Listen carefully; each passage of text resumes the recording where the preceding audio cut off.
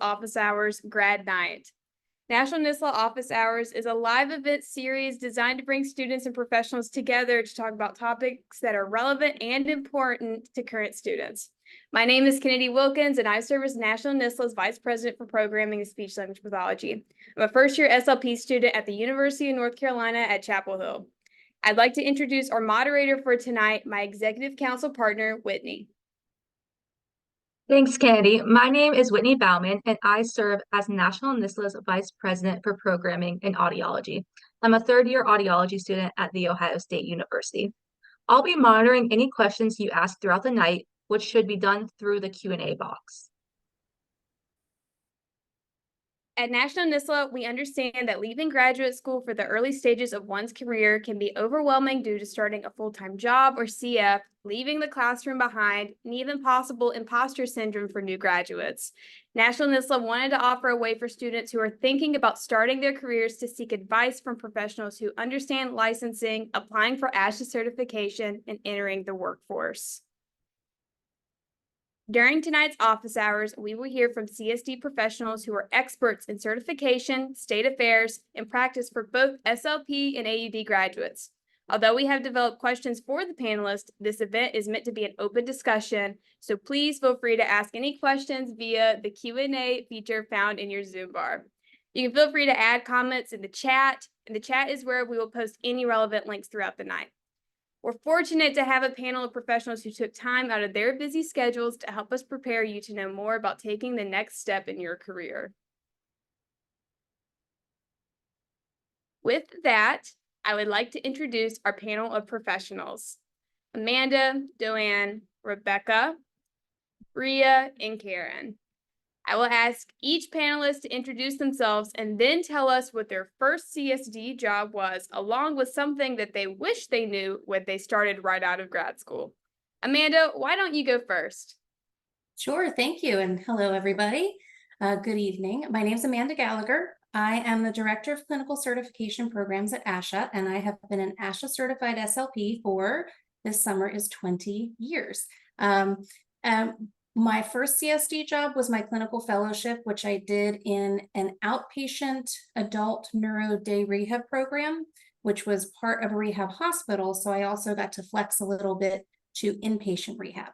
So it was a really diverse experience and I loved it and actually stayed there for many years. And something that I wish I would have known coming right out of graduate school and into my first job was I wish I would have understood the purpose of the clinical fellowship better, because I really put a lot of pressure and stress on myself. I went into it feeling like I was still in graduate school. This was a test.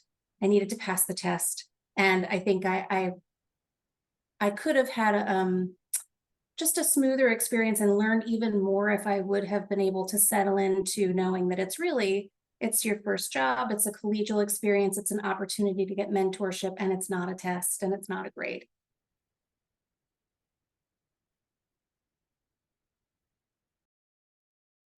Thank you, Amanda. Joanne, why don't you go next? Sure, thank you. Good evening, everyone. I am Joanne Ward-Williams, and I am ASHA's Senior Director of State Affairs. I have been a certified speech-language pathologist through ASHA for 17 years. And my first job was as a early intervention bilingual speech-language pathologist in early intervention. I was doing all home visits, and at that time, my caseload was 100% bilingual or monolingual Spanish speakers. So one thing I wish I would have known coming out of graduate school was to ask more questions. I feel like during my CFY, I did not take advantage of the safety net, as I like to think of it now. It really is, you're out as an independent clinician, but you really do have a safety net. And I did not take advantage of asking more questions to find out more that I could learn within that experience. So, thank you.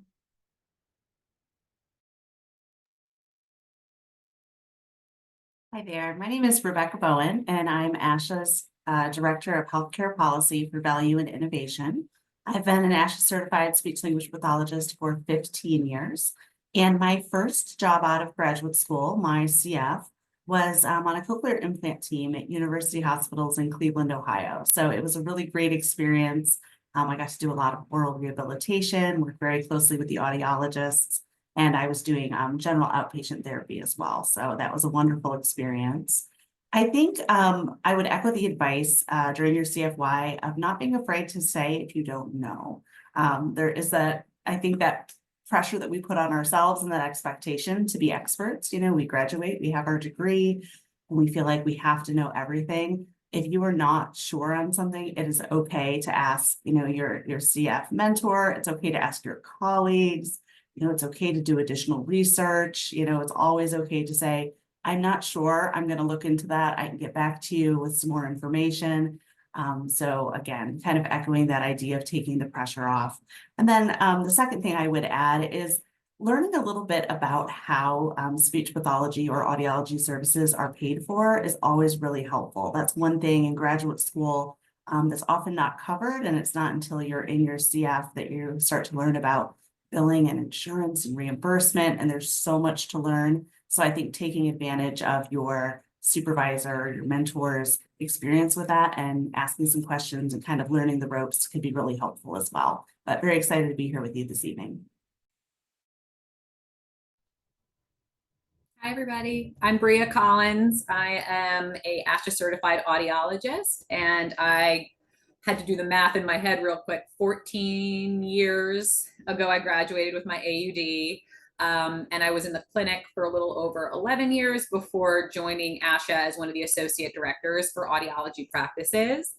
And this question was a good one because when you're in it as a recent grad, you don't really get to reflect because you're busy adapting to the real world. But now 14 years later, looking back and asking, okay, what was my first job? I worked with an ENT, a private practice ENT in the DC area that I knew nothing about. It was the first job offer. I didn't negotiate my salary. I just said, sure.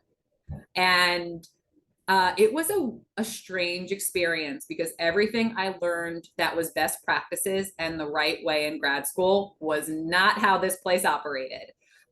So during that time, I started getting that freak out syndrome of what did I get myself into? I love audiology and this is crazy.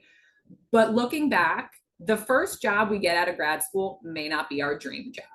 But looking back again, I'm like, you know what? I stayed for 2 years. I learned what I wanted to be as an audiologist and what I didn't want to be as an audiologist.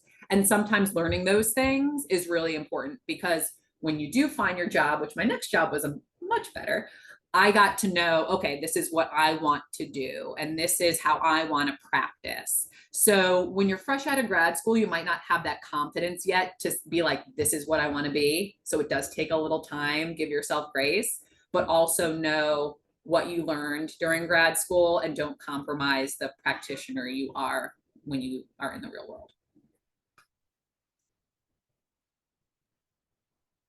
Hello, everybody. My name is Karen Miranda, and I am a Spanish bilingual speech and language pathologist. I am on the bilingual assessment team in Prince George's County. I'm also an adjunct professor at the University of Maryland and the current president for the Maryland Speech and Hearing Association. My first job in the CSD field was, I was a paraprofessional. And I landed somehow working with speech pathologists as their bilingual aide. I guess now I would be known as the slip-up, but without all the training. Basically, they taught me. I was straight out of high school and I got this job, and I would travel from school to school and help the speech pathologists work with their bilingual caseload that who they were not able to work with. And they basically are the ones that got me interested in pursuing a career in speech pathology. So now I am 20 plus years into the field. And the two things I wish I would have known coming out of graduate school. And one of them is to get more involved in our associations, in our state associations. Really, really important. I got involved pretty later in life, and I had people telling me that I should get involved, but nobody told me the importance of why I should get involved at an early age. That number one. Number two is just because I was bilingual didn't mean that I knew how to do a bilingual assessment or how to do bilingual treatment. So I really, again, in my 20 years at Prince George's County doing the bilingual assessment teamwork, I honed my skill little by little. And I just wish I knew more when I first started. But back then there wasn't that much information, and there is a ton of information now about how to work with bilingual students or multilingual students. So that's what I wish I knew then. Thank you, everybody. It was great to hear from you guys and already incredible advice given. So now that we're done with introductions, let's get started. For the first topic, we're going to hear about navigating the licensure process. Please start putting your questions on this topic in the Q&A feature. Joanne, could you share what is licensure and what should new grads know about the process? Well, Kennedy, how much time do I have? I wish I had a lot of time. I know. Well, I will go over some of the basics, and then you'll have some resources so you can find out additional information. But licensure is, first of all, to practice as a speech language pathologist or audiologist is required in every state. And I want to make sure everyone hears that. So state licensure is required in every state. The process is conducted by individual state licensure boards. So licensing does not happen at ASHA. It happens with your state licensure boards in every state. Licensure is really for consumer protection within the state too. So it's really to ensure that as a professional, you can provide the services that you are saying that you will provide. And that's very important to remember. In some states, the licensure boards may be an audiology or speech language pathology board, or you may find that you are within a Department of Health and Human Services, or even in some states, it may even be the Department of Healing Arts. So it's really important to know that within your state, you find where your state licensure board is and learn more about how to navigate that website so that you can find all of the information that you need there. Thank you so much for sharing. Whitney, do we have any questions from the audience? Our first question is, do you have to have a temporary or provisional license while you're doing your CF year? So the answer to that question is yes, in all of the states except North Dakota. So to answer this question, you have to really understand the requirements for whichever state that you want to do your CF. So for all of the states except North Dakota, you have to have a license for a postgraduate experience. So it's called the clinical fellow for ASHA, but in the state licensure, at state licensure boards, there are different names for it. So it may be a temporary license, a provisional license in some states. Some states call it an interim license, and some really do call it a clinical fellowship license. But everywhere else other than North Dakota, you do need to have a license to begin practicing as a clinical fellow or during your postgraduate experience. Now, I will say, although in North Dakota, you'll go from graduate school and then you apply for your full licensure, if you are interested in having ASHA certification, then you do still need to do a postgraduate experience, even if you are in North Dakota. Also, just note, some states do have registration or permit. That's another way that they have the in-between for you to be able to work during your clinical fellow as well.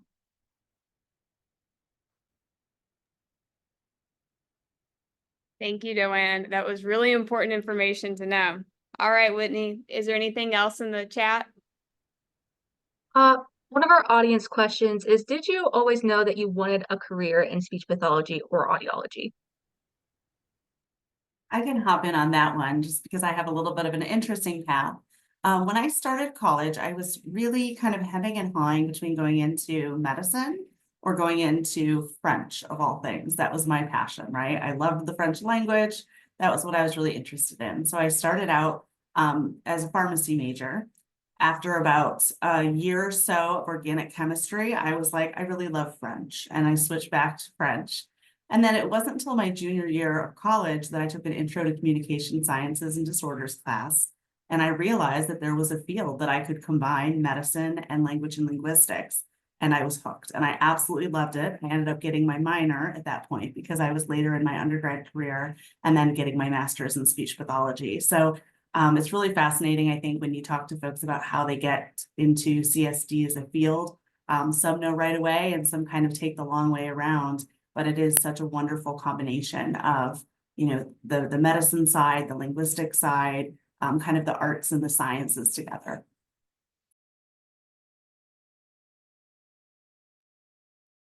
What a great path to finding your passion. Thank you so much for sharing. All right, Whitney, what else do we got?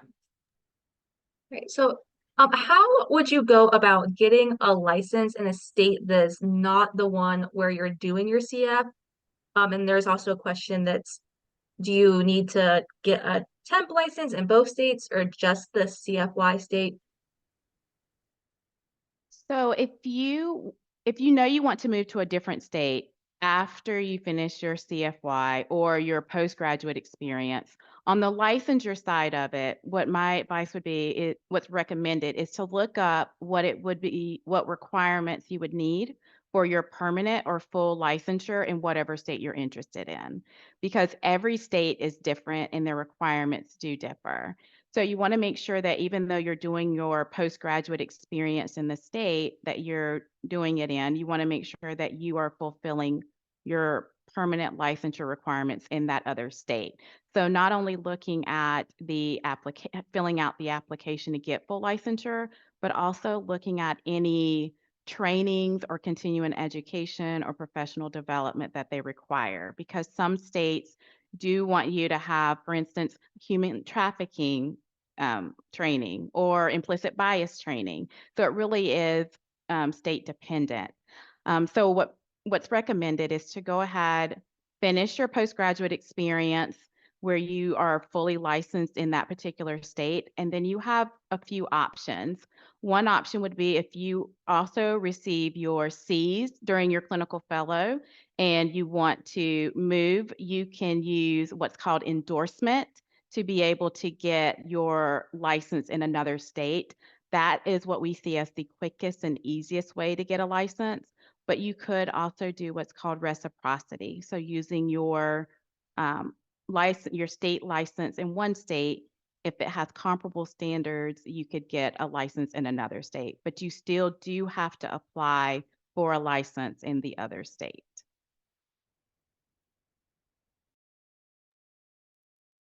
Great. Thank you so much for sharing more about that. Whitney, do we have any questions from the audience? Yes. So next question is, I guess, when do you apply for your state license? Is it during your CF, after your CF, and does that differ by state? They were specifically asking about New York. So in every state, you do need to apply for a temporary or limited or professional license to even start your CF. And that's for every state. North Dakota is a full licensure, but in no matter what state you're practicing in, you do need to be licensed prior to starting. Every state also requires that you are supervised by a licensed professional in that particular state as well. So you just have to ensure that you are being supervised by a licensed professional within that particular state. So yes, you do need to apply for a license before starting your CF.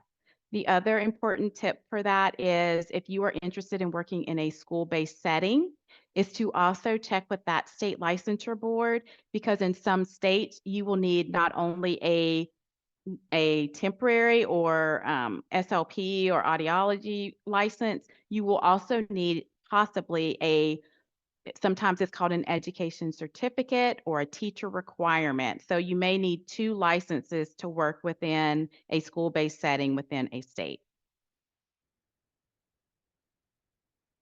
And that's really, as I said, state dependent. So there is a state-by-state website that we have on ASHA where it goes by every state and it tells you what requirements is needed for licensing, but also if you're interested in working in a school-based setting, if you do need a additional license or certificate to work in a school-based setting. So please utilize those resources before even starting so you know what exactly you need because every state differs. Great, thank you so much. And that is already some good advice. And if you guys check the chat, we've already been putting some links in there that are really important. So make sure you're keeping up with that. So now I'm going to ask a general question to any of the panelists. Do you have any tips for staying on top of the licensing process after graduation? Would anybody like to get us started? I can hop in and talk a little bit about the continuing education piece. Just making sure that you're paying attention to your license and knowing when it's due for renewal. Typically, correct me if I'm wrong, Joanne, but it's typically a 2-year interval for state licenses. I'm sure that differs state by state. Yes, it depends. But oftentimes that will not be the exact same interval as their certification. So just making sure you mark that on your calendar.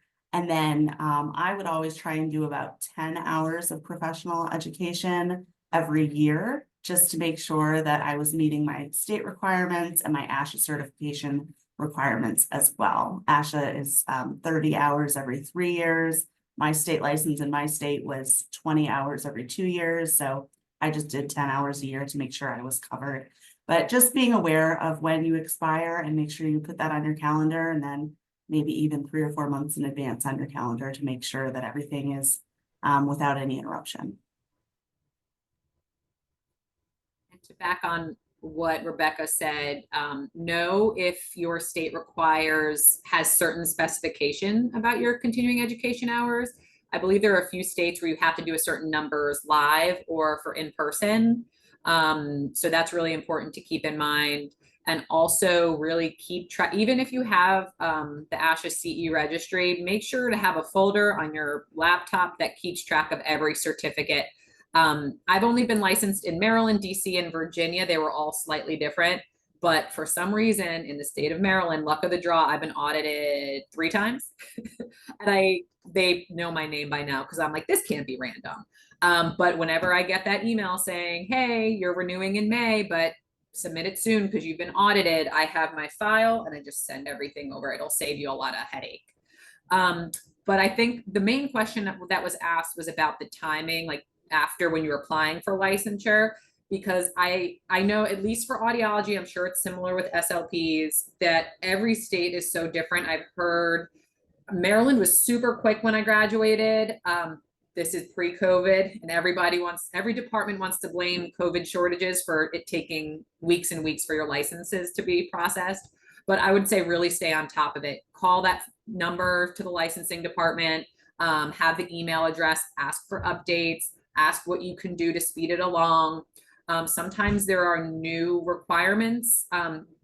Some states aren't great at updating their websites. There was one state, I want to say it was like Washington, where a few years back really didn't tell anybody they needed fingerprinting. So all the audiologists and SLPs were like, oh, we have to get fingerprinted now. So you really need to give a call, give an email, really stay on top of it. You might think, oh my God, I'm pestering them, but pester them because you really want to get that license. You don't want to be waiting months and months. If there's a lag, they want to know your name, check you off the list, and then you can go about your life.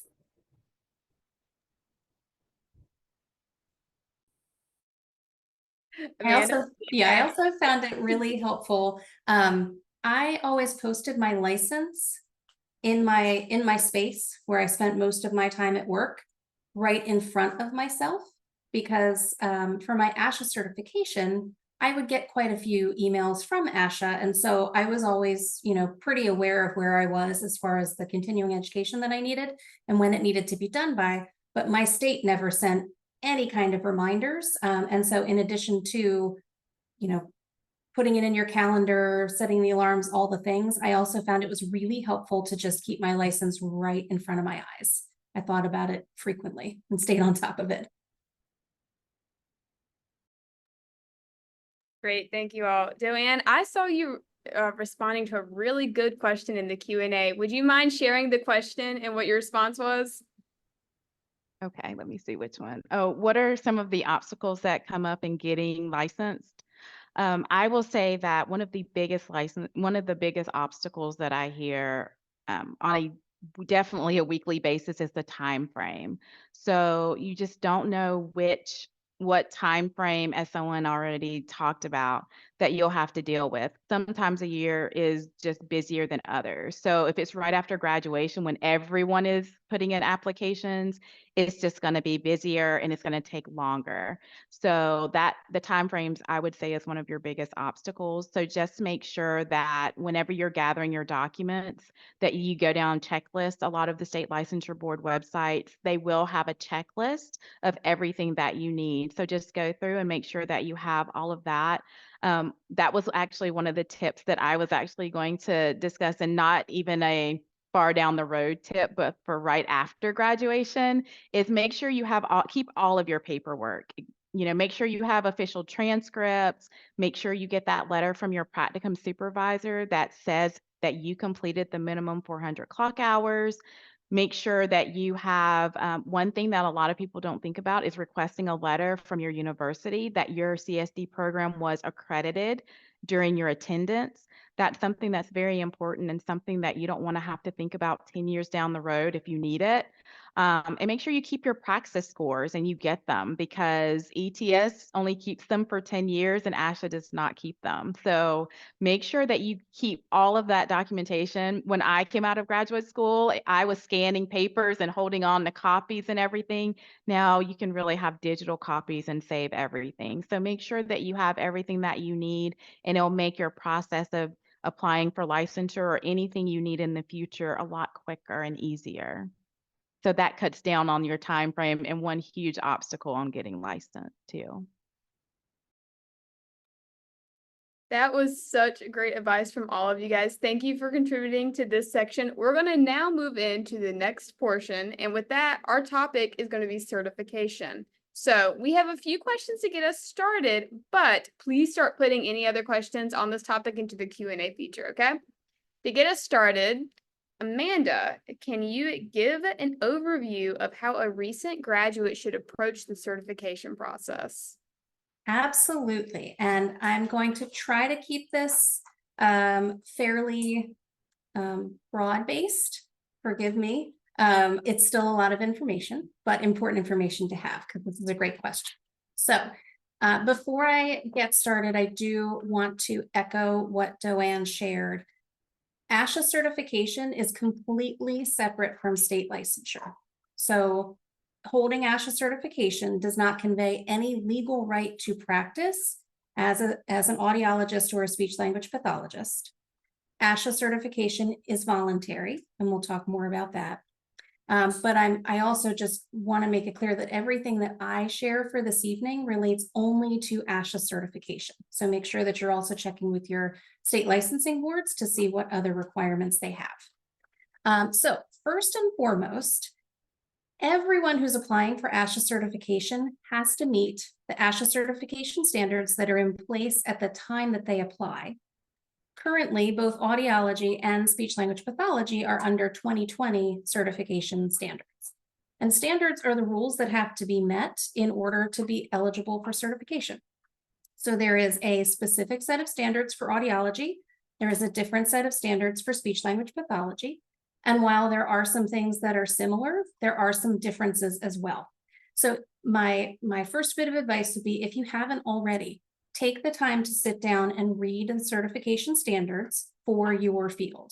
It's not a super long document, but it is an important document, because ultimately, if you want to apply for ASHA certification, in order to be eligible, you have to meet all of the requirements that are listed in that document. So it's good to check it out before you're looking for your first jobs. It's also good to check it out periodically, early in your career before you earn your certification.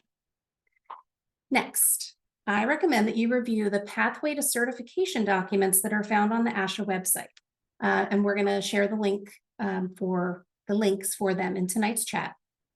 There is an audiology pathway to certification and an SLP pathway because, like I said, there are some differences in the certification requirements between the two professions. So you want to keep that in mind to make sure that you're looking at the correct document and webpage for guidance, because there's a website for each pathway and then there's a downloadable PDF within that website. Very helpful.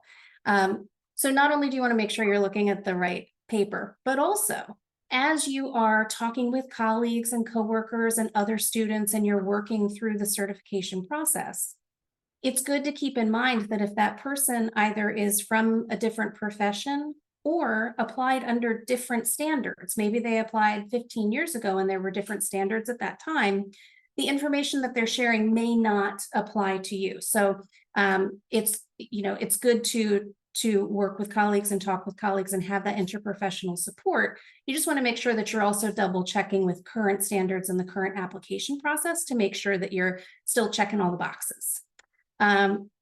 Ultimately, it is always the responsibility of the person who's applying to make sure that they meet the standards. So hopefully your graduate program is extremely supportive in helping you through the process. Hopefully your post-professional supervisors and your CF mentors are also great supports, and your friends and colleagues.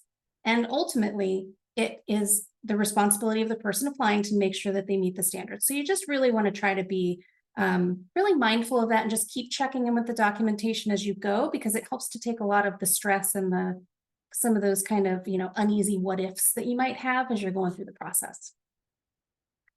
The first step in the pathway to certification for both fields is earning the qualifying degree from your CAA accredited program or the program in candidacy for accreditation, which Joanne mentioned. The CAA is the Council on Academic Accreditation, and that is if you hold CAA accreditation, that means that program provides all of the opportunities that those students need in order to be eligible for ASHA certification if they choose to become ASHA certified. So if you're not sure whether or not your program is currently CAA accredited or was a candidate at the time that you were in school and graduated, you should contact your program director and ask. It should also be prominently displayed on the program's website. So you should be able to find it there. And the CAA also has their own webpage where you can look up programs as well. Let's see. Okay, so that's for everybody. First step is you need to get the qualifying degree. The next steps in the pathway can be completed kind of in whatever order works for the applicants. Everybody has to pass the praxis exam, sorry. So you have to pass the praxis exam in your field. You can do that before you apply. You can do that after you apply. There are due dates and timeframes for all of the components of an application. And so you're going to find those due dates within the application materials themselves and some within the standards as well. And just know that you want to keep an eye on due dates because if there are any components where you don't get it completed within the time frame provided, the application will be closed. It's okay. If an application is closed, you can reapply immediately if you want to. It's like there's not a ding. It's not, you don't get in trouble for having an application closed, but it could cost you extra time and money. So it's good to keep an eye on those due dates. For audiologists, you have the opportunity to complete the graduate clinical practicum hours that need to be supervised by an ASHA certified supervisor who meets all of the supervisory requirements that are in the standards. You have the opportunity, if you're not able to get all of those hours during the graduate program, you can do it after you graduate in the professional setting. And if you do that, you need to find a supervisor who meets all of the requirements. And then once you've earned, completed all of the hours, there's a verification form that you'll turn in as part of your application. For SLPs, all of the graduate clinical practicum must be completed during the graduate program. So SLPs are required to complete a clinical fellowship. You cannot begin your clinical fellowship experience until you're sure that you've completed all of the academic requirements and all of your clinical practicum. If you start your CF before the date that all of that is completed, then that time can't count towards your CF experience in your ASHA application. So if you're not sure what that date was, reach out to your graduate program. They'll be able to tell you, and just double check before you get started. And if you are looking to start your clinical fellowship and you haven't already, I recommend that you look over the clinical fellowship skills inventory. I'll put the link in the chat for that too. That we call it the CFSI, and that's the document that your mentor or mentors are actually going to use to rate your skills. There's 21 clinical skills that are rated. It's a 3-point scale. And in order to be eligible for certification, you have to get a 2 or higher at the end of your clinical fellowship experience. It's okay if you don't get 2s leading up to the end, as long as at the end you have a 2 in all of those areas, then that experience, you've met that component for the experience. But knowing the CFSI before you start your clinical fellowship, not only is it great because you'll know how, like, it's nice to know how you're going to be assessed, right? You'll know what your mentor is asked to, rate skills and assess your skills based upon. But it's also great for your own self-assessment throughout the experience, to check in with yourself about how you feel like the experience is going and your own growth and your own professional goals and areas where you'd like to continue to focus during your clinical fellowship. And you can download that right off of the website. It's free. Do know there's an old copy of the CFSI. And if you see that floating around, some people still have it. Some people had a lot of copies early on. They keep them in their, in their desk drawer and pull them out to use them. The old scale was a 5-point scale. So if you're with your mentor and they pull out the 5-point scale, if you could just gently give them the 3-point scale for the updated form, that would be great. And let's see. We talked about time requirements. All of the certification standards do have specific time requirements. And I will give you an example of one. So when we're talking about the praxis, I mentioned you can take it before you apply, you can take it after you apply. Once you pass the praxis, that score is valid toward an ASHA application for 5 years. So as long as you apply within 5 years of passing, you can use that score on your ASHA application. If you apply and it's been more than 5 years since you passed the praxis, then you'll need to retake the praxis. If you apply and you haven't taken the praxis yet, no problem. But once you apply, you have 2 years to pass the praxis. So that's only one example of the due dates that you take into account when you're looking at the application process. The application is all online, so take a look through the certification websites on ASHA to look at the application process and the fees and all of that stuff. And while I know that was a lot, and it's also a little bit just the tip of the iceberg, and I know that I'm going through it quickly this evening, just know that the certification team, we would love for everybody who wants to be certified. So we're here to help. So if you ever have a question, any question at all about the certification process, the application, how to maintain your certification, please email us, call ASHA and ask to the certification team. That's literally what we're here for. And we will do everything we can to answer your questions and support you in any way possible. Amanda, that was incredible. Thank you so much for giving us as brief as you could of an overview of all of the most important information. I know I found it very helpful, and I'm sure the rest of the audience did as well. With that being said, I have a general question for any of the panelists. What are some of the benefits of being ASHA certified? Would anyone like to get us started?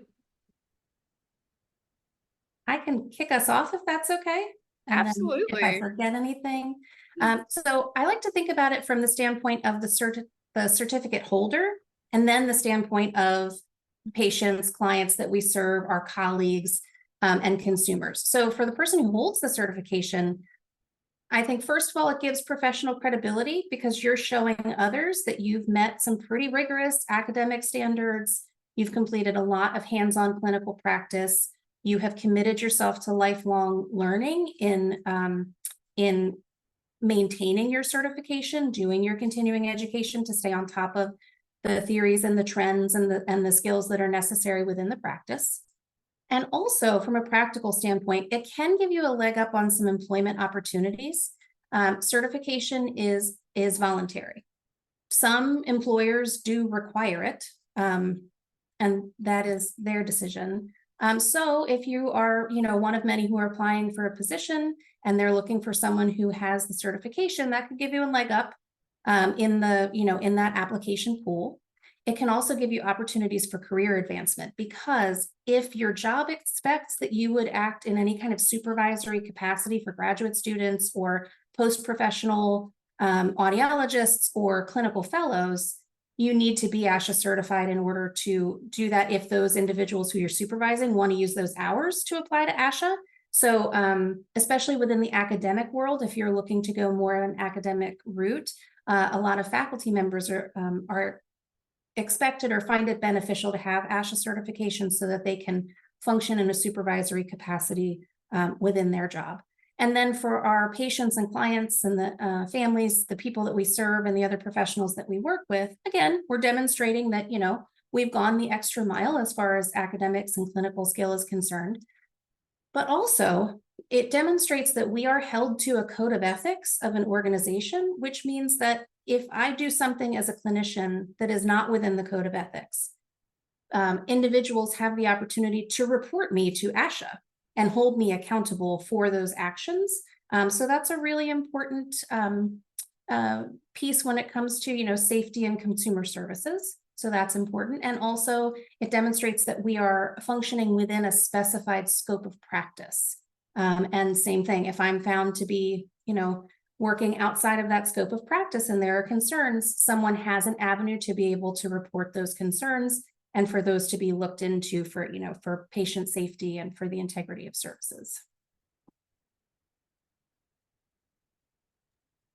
I can hop in as well. When we're looking at reimbursement and payment for our services, it's really beneficial as an advocacy tool. We use the certification quite a bit to show payers that the individuals who are providing the services are abiding by best practice, are highly trained, highly skilled. So that's something that we as an association often use. If we're able to say, our members and our certificate holders have met this national standard, they have X number of hours, the academic piece, the continuing education, ethics, cultural diversity, cultural humility, etc. That's a very powerful advocacy tool for us to use on the payer side as well. So that's something that's very helpful kind of at the macro level for the professions, in addition to your own individual benefits. That's great, Rebecca. Thank you. Would anybody else like to add to this topic?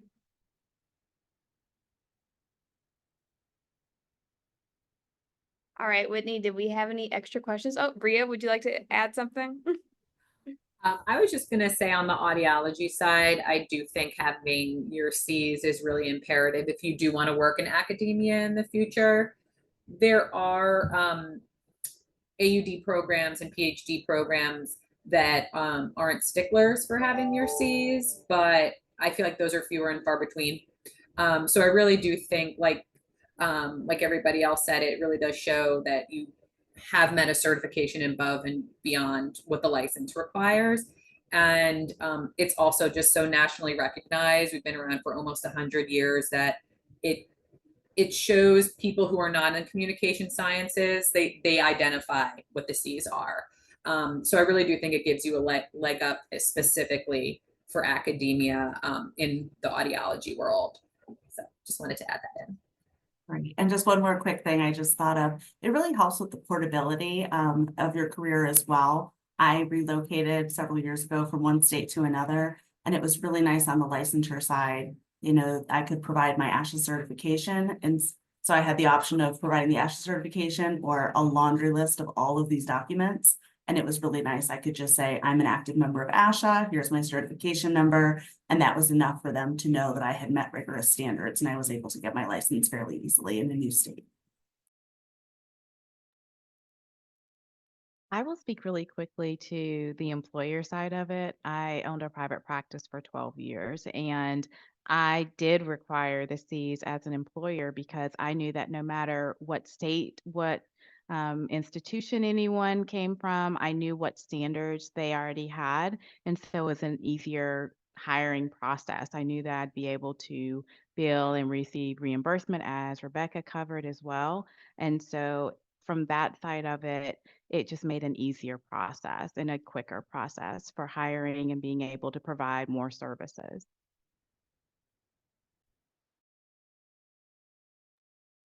That was great, everyone. Thank you so much for sharing all of your great advice and extra little information. With that, we're going to transition into the next topic. So next, we're going to look at getting started in a new work setting. So everyone in the audience, please start submitting any questions that you have specific to this topic. But to get us started, Rebecca, what is the most important thing that someone needs to know when starting a career by working at a private practice? Sure. Private practices are very interesting. They can really vary from a very small private practice where maybe you're the only employee and the owner is the only other person that works with that company. And you can have very large private practices. So things will differ there. But I think having a basic understanding of how insurance works, coding, billing, etc., can be really beneficial for you, especially in the private space. I started my career at a very large health system. So, we had not only someone who did the billing for us, we had a whole department of people who did all of the billing and the insurance verification and on and on. At private practices, often, depending on their size, that's not the case.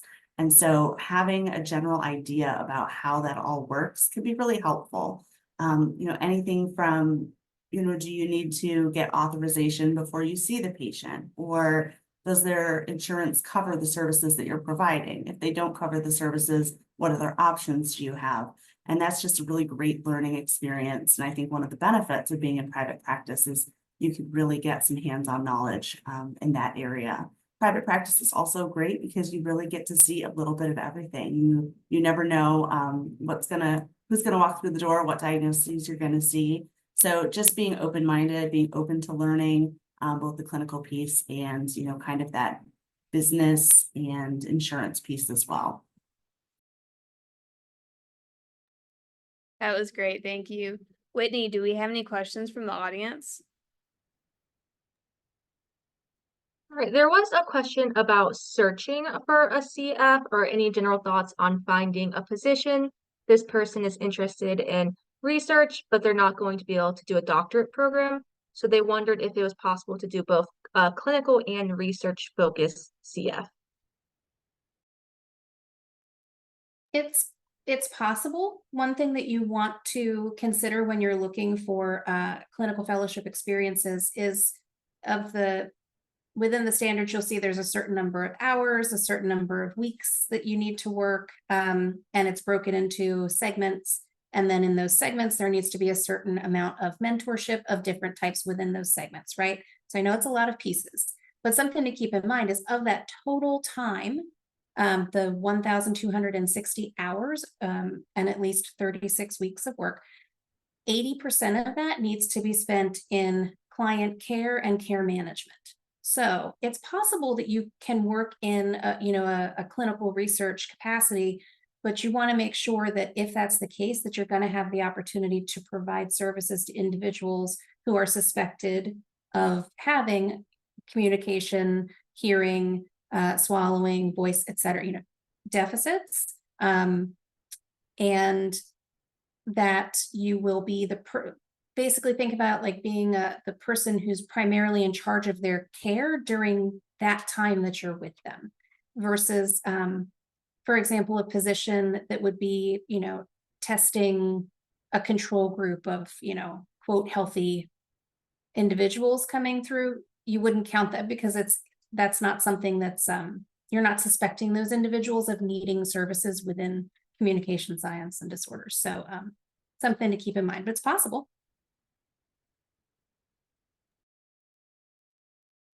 I think I typed a response to that question as well. I also absolutely love research, has always loved research. And what I typed in my response was basically, I did do research, but not as a CF. I really took that time as a CF to learn as much as I could and to really really be engrossed in whatever in the practice that I was doing. Now, once I was finished with my CF, fully licensed and ASHA certified, and really felt better about my service delivery and felt more confident in service delivery, then I did do some research with a local university and really loved that opportunity. But I would just recommend to really take advantage of all the time you have within your CF and really focus on service delivery and learning as much as you can. And you'll have a career full of time where you may be able to also engage in research. That was great. Thank you both so much for contributing. So next, we're going to focus a little bit on the school/education side. So the next question is for Karen, and it is, what are some tips for getting to know the staff and teachers at a new job site?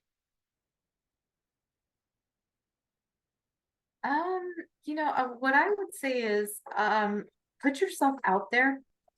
I know that, we tend, well, I'm going to speak for myself. When I worked at the school setting, I had a little closet where I did my therapy, and that's where I would hide out.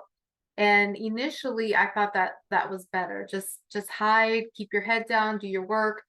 But then I started to notice, as I got more and more referrals for English learners, and I got referrals that were not really reflecting a true disorder that I could tell, I started to make myself more visible. I started to hand out flyers. I started to say, hey, I can come to your classroom and do like a mini session with your kindergartners just to see what you're all doing, and how I can help. Do a lot of little mini sessions, but really put yourself out there, so that the teachers know and the new staff know that you are available, that you are there to help them. For me, it's always been about the helping people to learn and grow and share my knowledge.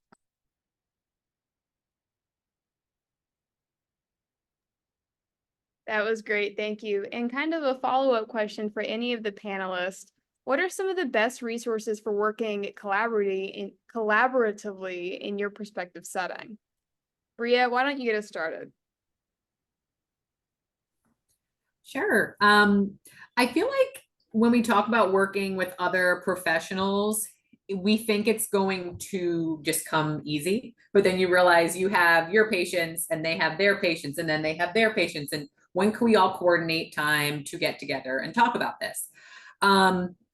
So this is easier in some settings and harder in other settings. Like private practice, it's really tricky because you're kind of on an island if you're just in audiology or just an SLP. Private practice, where you really have to go out and make those connections to other people that will help benefit your patients. You have to know the pediatricians, the occupational therapists. With tinnitus patients, we have to go out and learn the psychologists in the area who might be able to help them when we can't counsel them appropriately and they need a little more help.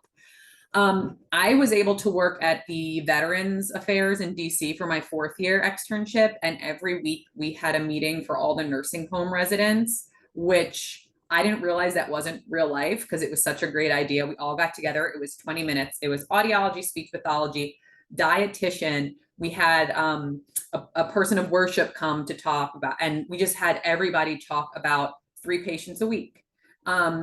So I've never worked in a school, so I'm not sure, I can't really give tidbits on that. But I would say it's really helpful if you are in Phoenix, Arizona, and you're starting a new job. Google is your friend. What are the professions you need to know? Who can you look up in the area? Who can you call or who can you email? Because having those connections, you may not need them today, tomorrow, or in a week, but when you get that one patient who needs a little extra help, you'll say, oh, I remember I talked to that person. And then having that person to either talk to or refer to is going to help get a better outcome for that patient. It's probably different in the SLP world, because I do think you're doing more interprofessional than in the audiology world for patients more regularly. So some of the SLPs may be able to give a little more information. But on the audiology side, I really just think we have to just call people we haven't spoke to before, make that connection, introduce yourself, keep a Rolodex of providers in the area who might be able to help a patient.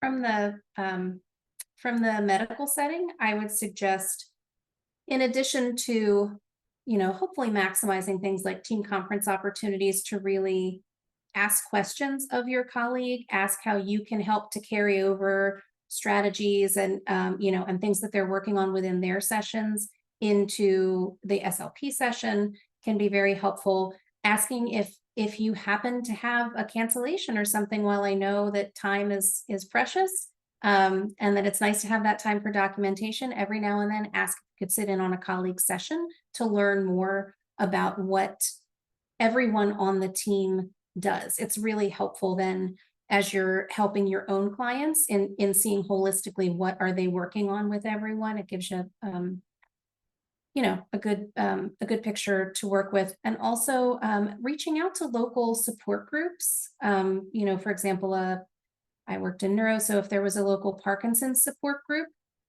to reach out and ask if you could attend or if you could volunteer if they needed help. It's a nice way to meet other professionals, who are within the allied health services. And also attend the grand rounds that have nothing to do with audiology or that have nothing to do with speech pathology.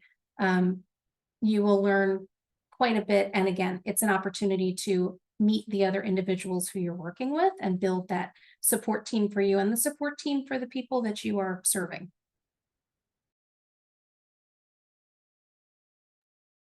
That's really some great advice. Thank you guys so much for sharing. Would anybody else like to comment on this question?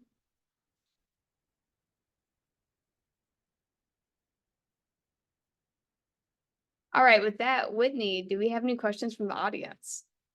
Yes, this one was answered in the chat, but if someone else wants to answer out loud as well, it's their CF is in a school setting, but they previously had an externship in a skilled nursing facility, and they don't want to lose their medical skill set while they're in the school setting. So does anyone have any recommendations for how to keep up on the medical skill set? Karen, I think I saw you typing on that one. Would you like to share a little bit more about your answer? Yes, thank you. It just sounded just like my story. I did my externship in the traumatic brain injury unit at a hospital, which I absolutely loved. I had the best supervisor, the best colleagues, the best patients. It was just amazing.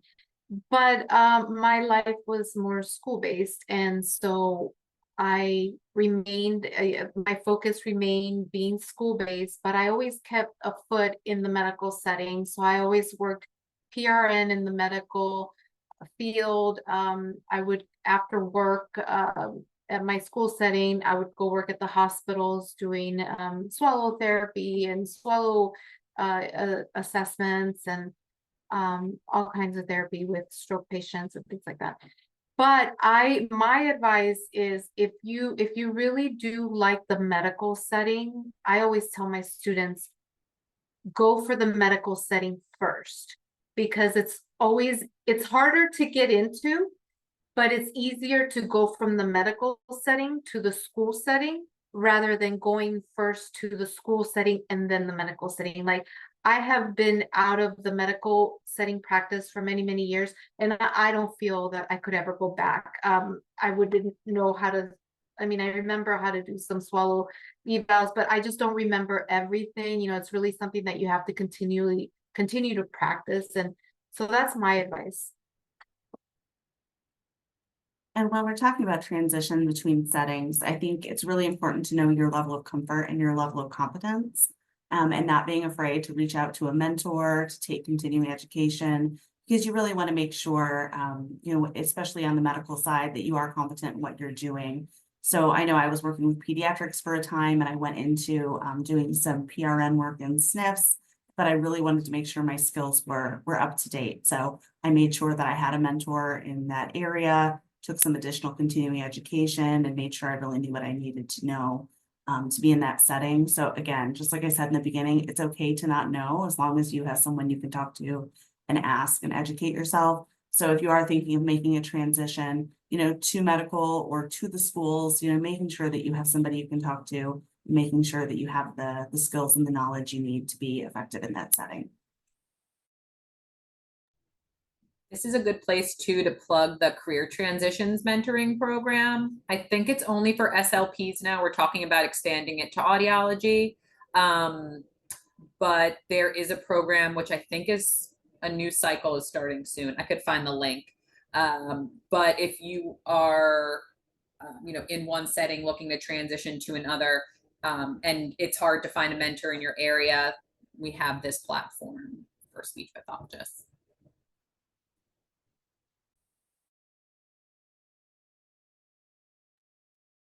That was a lot of really great advice. Thank you guys so much for sharing.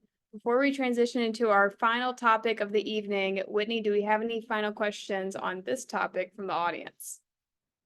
Yes. So is there any advice for green flags or red flags when looking for a CF supervisor or mentor? Joanne, I saw you typing on that one. Would you like to share more? I was going to say that it's just important to make sure that you meet who is going to be your CF supervisor or mentor. In some settings, you may not have the opportunity or may not be offered the opportunity to know who that person is, but you really should meet and have an opportunity to talk to that person. You want to be comfortable with them, feel comfortable asking questions and learning from them. The other part of that is also you want to make sure that they are, if you want to be ASHA certified, that they are ASHA certified, which you can look up online. Because if you are supervised by someone that is not certified and you have done these hours, then those hours would not count towards ASHA certification. And unfortunately, it does happen. And I know people that it has happened to. So you want to make sure that that person's ASHA certified if that's what you are working towards, and you can look that up online. You also want to make sure they're licensed. And also there is a requirement for ASHA that they have continuing education and supervision.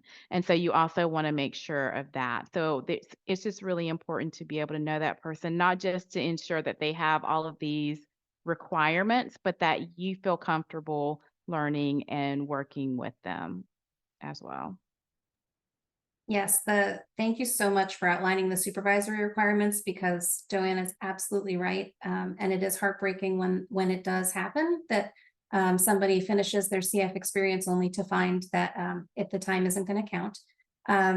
So I just really want to reiterate, because it is so important. You want to make sure before you start any practicum experience or any post-professional or clinical fellowship experience, make sure that your supervisor or mentor is currently ASHA certified, has completed at least 2 hours of continuing education in clinical supervision, clinical instruction and supervision. And there's a requirement for 9 months of full-time clinical experience. For audiology, it's 9 months once that person earned their state license to practice audiology. They don't necessarily have to have 9 months as an ASHA certified individual, but for SLP, the person does need 9 months of full-time clinical experience after earning their own ASHA certification.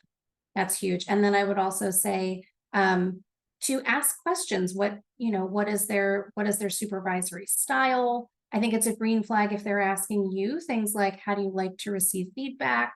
What experiences do you feel like have gone well? What don't, it's meant to be a collegial and supportive relationship.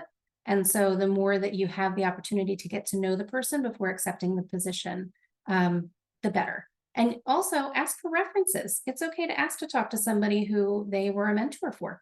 And the worst they'll do is say, I'm sorry, no. But you may have the opportunity to talk to one of their previous fellows and see what their experience was.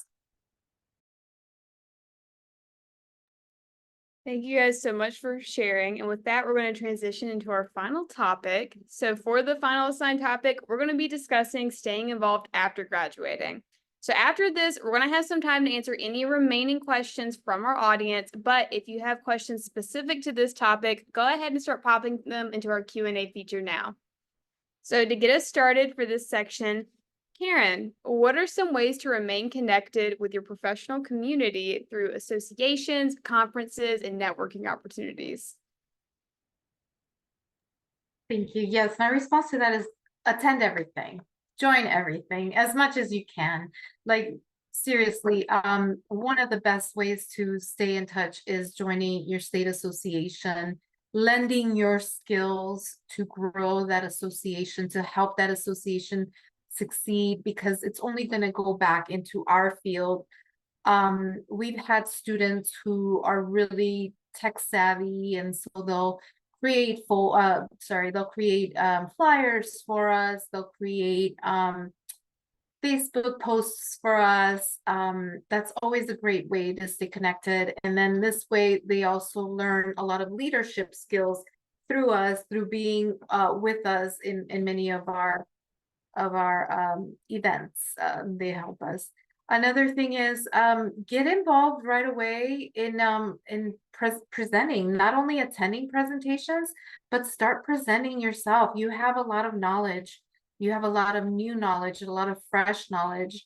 And if you love the research as well, and or you've discovered a way to do something that will make everybody's life easier, I would say get in there, start signing up for ASHA presentations, your state association presentations, poster sessions, whatever it is that you want to look into.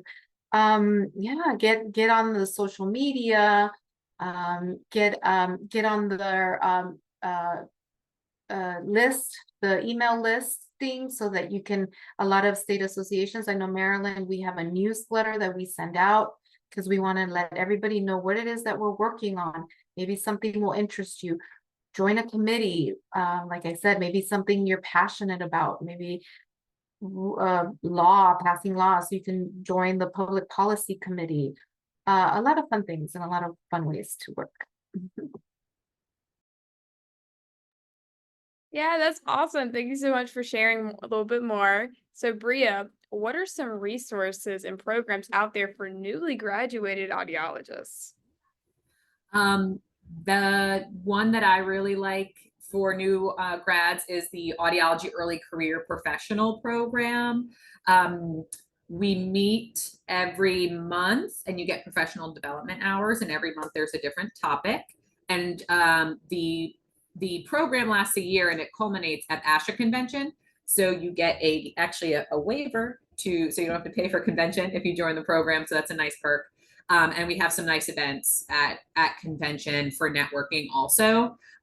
So this is, I want to say, the third or fourth year we've done the early career professional program in the platform it's in now, which is providing continued professional development hours and then having the ASHA convention waiver. And we've had some really good feedback. And we've also heard from some of those professionals that it's really great to expand your network, because we both work in fields that are fairly tight-knit communities, but audiology is super small. I mean, I think we have I think the last stat is 15,000 audiologists nationally. So we all know each other. It's a good and a bad thing. But it really does help to have a connection somewhere. If you have a patient who moves to another state, if you are moving to another state and you're looking for a job, that word of mouth and those connections really do go a long way. Another resource that I really like is, I think we put the coding and reimbursement in there already, because that's a really good one, especially because I know we had talked earlier about that's kind of a little black hole in a lot of the communication sciences programs. And even if we were to learn about coding and reimbursement in grad school, chances are it's going to change when we graduate. So ASHA does a really good job of keeping this information up to date. And in my first job, I didn't know about this site. And in my second job, I did. And it was so much more helpful. I thought I was going to have to create a super build template from scratch, and that's on the website. So I was able to modify that and really use that information. It saved me a lot of time and a lot of a headache.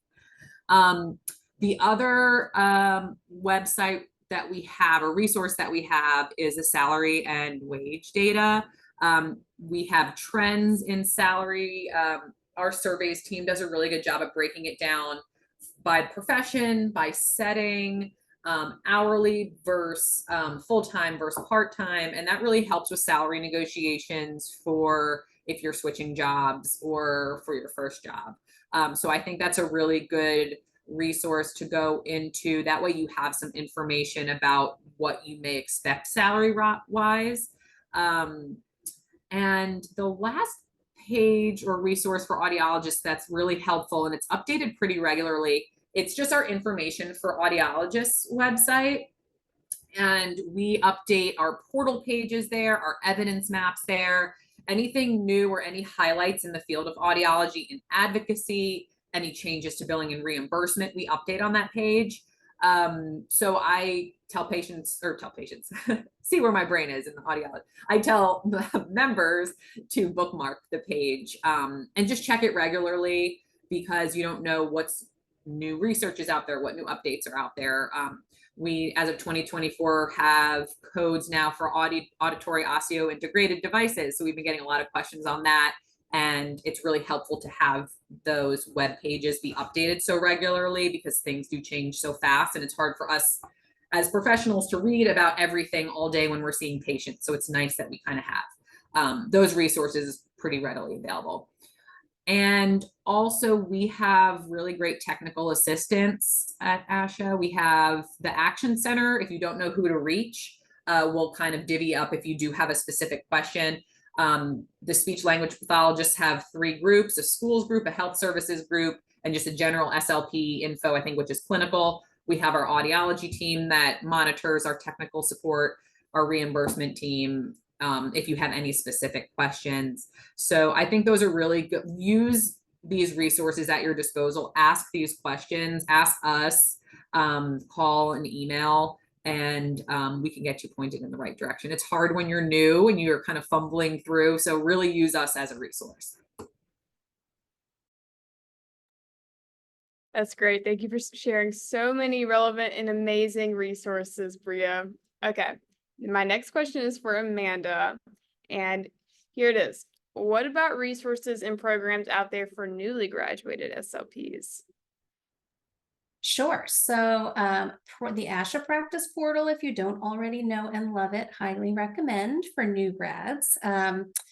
When we've talked about, for both your state license and for your ASHA certification, there are maintenance requirements and professional development that's necessary. So ASHA has something called the CE Find that can help you find courses and topics that may be of interest to you.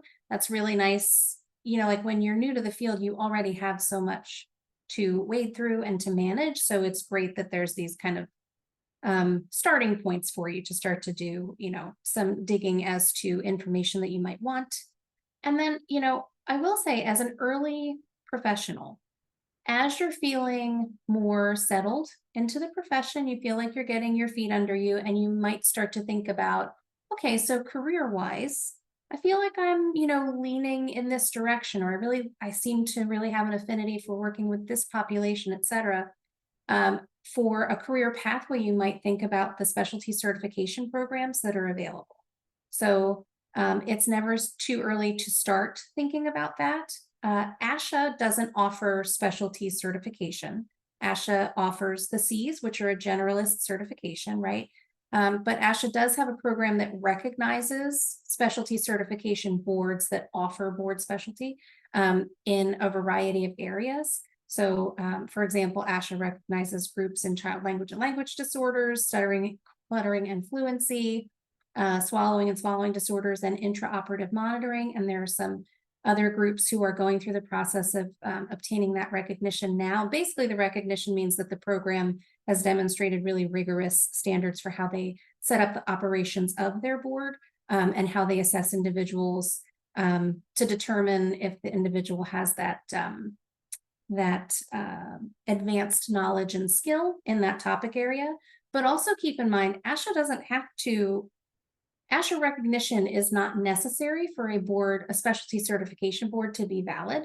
So if you're thinking about ways that you can grow in your career, in your first 5 to 10 years, I recommend looking into specialty certification to see if there's anything out there that interests you. Great. I want to hop in as well and encourage you all to look at a great ASHA resource called the evidence maps. As I'm sure you all learned in graduate school, evidence-based practice is so important. So I personally use the practice portal, and then the evidence maps is kind of two sides of the same coin. You know, looking at the practice portal, seeing the different treatments that are typically used, that are available, that are out there, and then going into the evidence maps, and you can actually sort by population and diagnosis, and then whether you're looking at assessment or treatment. And it'll give you research articles that are from peer-reviewed sources that explain a little bit about the evidence behind those treatments or those evaluation tools. So I like to double check that for myself, just to make sure that what I'm doing does have an evidence base and it can be defended, you know, with a payer or someone like that, if that does get called into question. And it's really educational just to hop into those maps and kind of look around a little bit, play with the filters. You can really see like, oh, wow, this specific treatment does have a lot of evidence behind it. I hadn't heard of that before. Let me learn a little bit more about that. So the practice portal and the evidence maps, two sides of the same coin. That's great. Thank you guys so much for sharing those resources. Whitney, do we have any questions from the audience? Yeah, so this question is, are there any tips or words of advice for those interested in travel SLP? It's a great question. Would anyone like to get us started? I can hop in with the disclaimer that I have never personally done travel SLP, so I can't speak to that with personal experience. But I think I would want to make sure that, you know, you have the requisite experience in the setting, and to get an idea of what kind of colleagues are going to be available to you, especially as a new grad. You want to avoid a situation where you're going into a setting where you're the only SLP in that facility or in that system. That can really contribute to that stress and feeling like you have to know it all. So if you are looking to do that route as a newer grad, even right after your CFY, see what kind of support and colleagues that you would have around you. Or if you won't have someone there in the building with you, making sure you have that strong network, virtually or otherwise, that you can lean on. Of course, I'm going to come in and talk about the licensing piece. So I would just say to make sure that wherever you're traveling to, that you've looked into the requirements for the state or the setting. So if you are school-based, making sure that you look at not only the state licensure requirements, but the teacher or education certificate or licensure requirements as well. And then aside from the licensing part, also see if there's an opportunity where if it's possibly a contract company, if you can talk to someone that's already doing travel SLP work or has experience in it so that you can learn more about it. I don't have a background as a travel SLP, but I thought about doing it and I did reach out to other SLPs that were travel SLPs to learn more about it. So really hearing from those that have that experience, and a possibility would be a state association. So whatever state you're in, reaching out to the state association to see if they can link you up with someone that may have that experience so that you can talk to them and learn more about it one-on-one as well. And on the business side, every state has a small business association.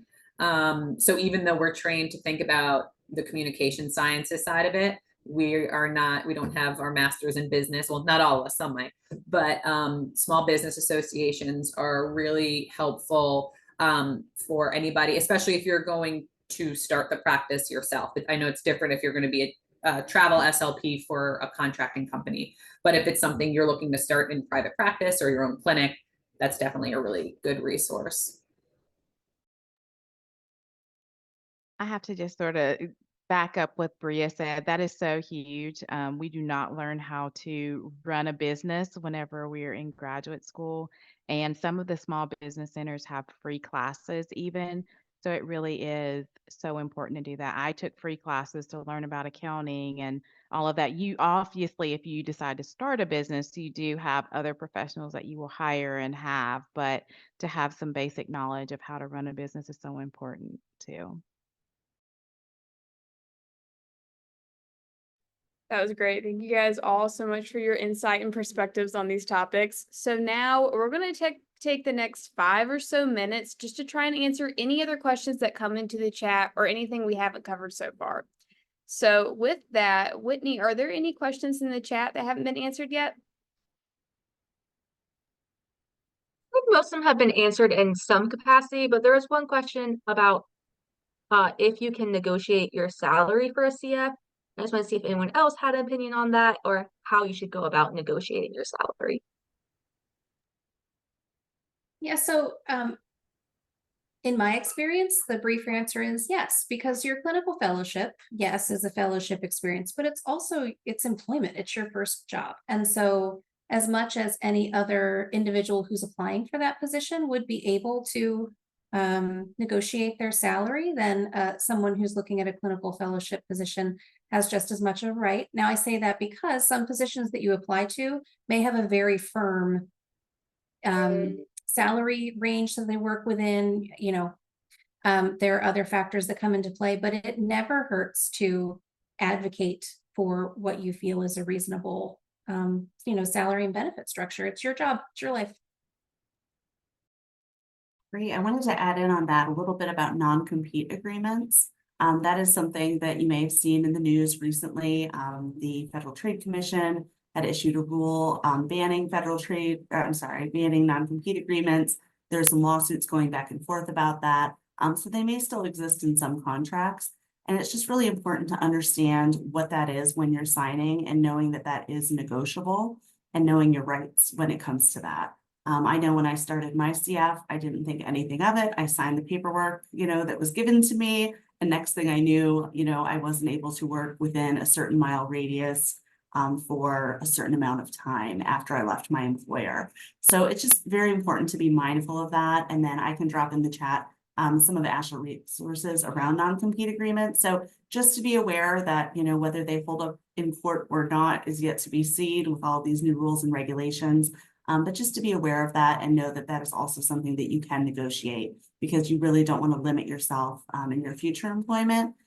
Everybody goes into a job thinking, they're going to stay there forever. But if you do leave that position, you want to make sure that you have as much opportunity as possible. So I'll drop those resources into the chat. Great. Thank you so much, Rebecca. And we had a question in the Q&A about the interstate compact and asking if that would make it easier for travel SLP. Joanne, I saw that you were typing an answer for that. Would you like to share more about that? Sure, yes. So the Interstate Compact would make it easier for a travel SLP. Currently, the Interstate Compact is not operational. So it is in 32 states. We are awaiting the signature of a governor in the 33rd state, which is Alaska.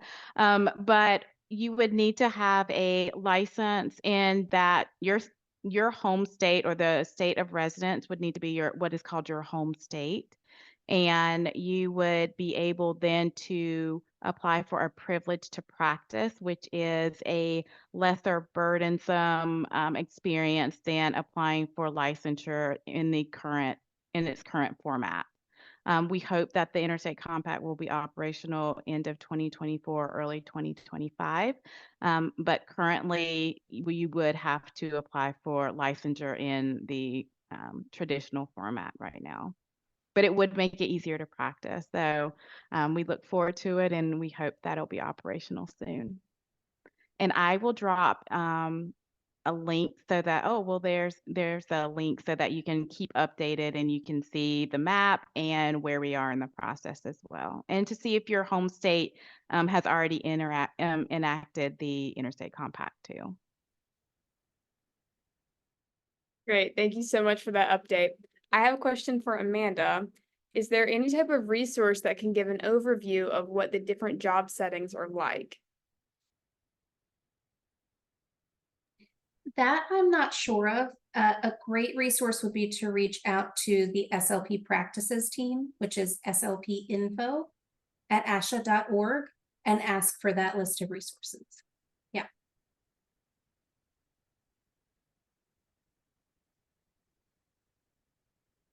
Great. Thank you. Whitney, are there any other questions from the audience? Yeah, should I pay for additional private insurance? I'm assuming like in addition to the insurance that your employer might have for you.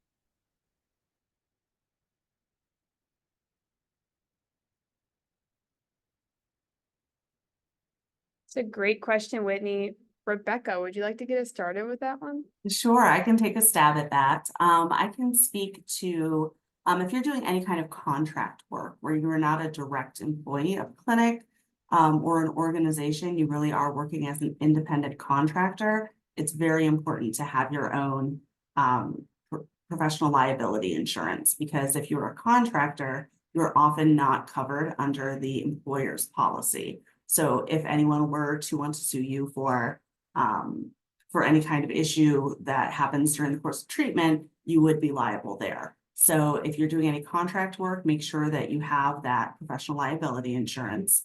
I know when I was doing contract work, ASHA offered a very low cost opportunity, and I took that one. I would say if you are employed, you're working under an employer, typically they have some sort of blanket insurance policy that would cover employees. So I would just double check with your employer to make sure that you do have a policy and see if there are any, if there's any kind of considerations as far as anything that was outside of that policy. So double check with your employer on that. And if you have if you are working as a contractor, make sure you have your own. That was a great answer. Thank you so much for sharing a little bit more. Would anybody like to add to that question?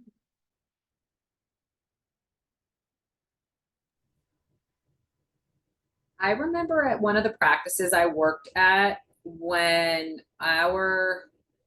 she was sort of our biller. She kept track of all our private payers. So when we had to reapply for Cigna or United or Blue Cross Blue Shield, she had to submit something as proof that we had insurance coverage or liability coverage. I don't recall if that was an individual liability, like if the company paid for each of us, or if that was the private practice, like liability umbrella. And it's something I'd say if you are going to work for an employer to ask them about too. Is that something that you all cover for the practice, or is this something I need to look at to protect myself if something were to happen?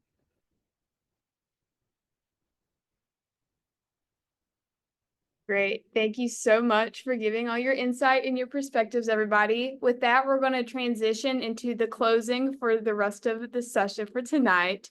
So first, I want to give a big warm welcome and thank you so much to everyone for joining, and a big thank you to all of the panelists that dedicated their time tonight to giving all of their great insights and perspectives and all of their resources and advice.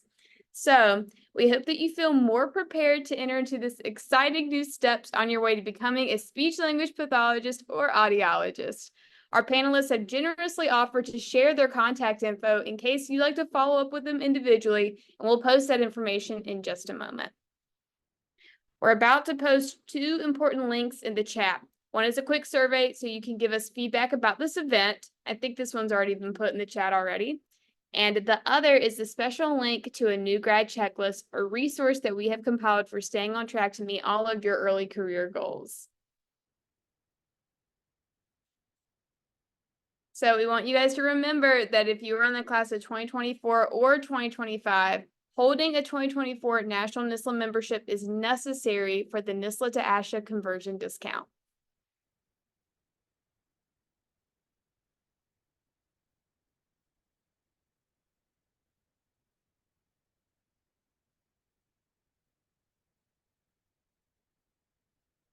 And on the behalf of National NSSLHA, we would like to thank our panelists for offering their time and their expertise. If you would like to connect with any of the panelists, Whitney or myself, feel free to screenshot this slide. This has been a wonderful discussion, and we'd really appreciate your feedback. It's only with the help of our dedicated members that the CSD community continues to thrive. This conversation has been recorded, and we will be posting it on National NSSLHA's social media accounts. Again, thank you all for attending tonight, and we hope you have a great night.